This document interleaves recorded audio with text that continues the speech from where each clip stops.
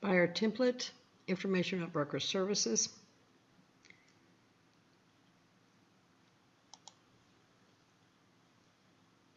You're going to put in the brokerage information first. If you've done this on the others, it may pop up auto-populate for you. If you have not, then you will need to type all this in.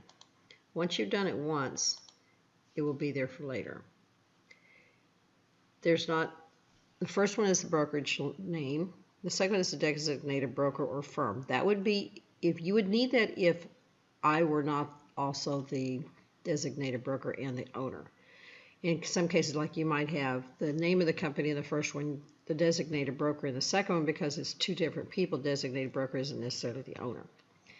Then the licensed supervisor would be if you were on a team and you had a supervisor that supervised what you do, they would also be equally responsible for the information that goes on here. And then the last one would be you.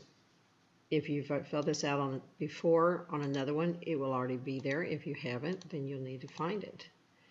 Fill it out. In my case, it's me, so it's all my information. Tenant or the landlord, buyer, tenant, seller, landlord's initials would go here in their date. Now, when I presented this to buyers or sellers or tenants or landlords, the way I represented this to them was that this is one of the most important pieces of paper that I'm going to show them, because this is regulated by the state of Texas, that it is mandatory that I present this to them. It does not bind them to me in any way. It just lets them know who is represented by who in the transaction. The seller is represented by the seller's agent by the listing agreement, which is a signed contract saying that they represent them, and they work exclusively with them. The buyers have the right to be equally represented, but not the obligation. So that they need to know that if they're represented by you, then you have a fiduciary duty to them.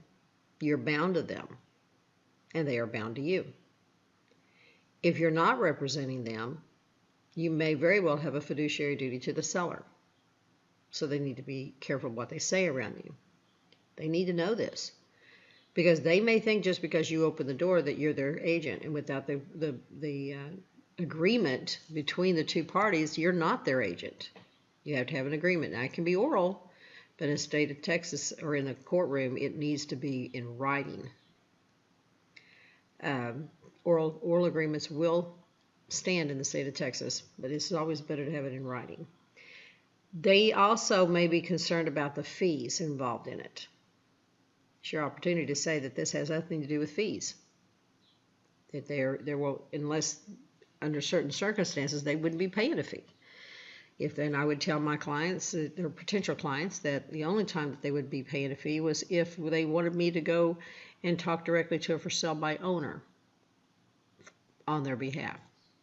And if this for sale by owner was not willing to pay a fee, then they would be obligated to pay me. I can tell you that I've never talked to a for sale by owner that wasn't willing to pay a fee for the buyer's agent.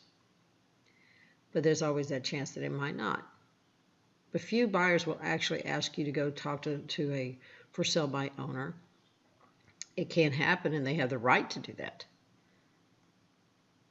But it's not something that happens very often. So you need to explain this to them, tell them to read it. This does not bind them to you in any way. It just simply lets them know who represents who. Because in the state of Texas, you're required by law to make sure that they are aware of that. And that's that.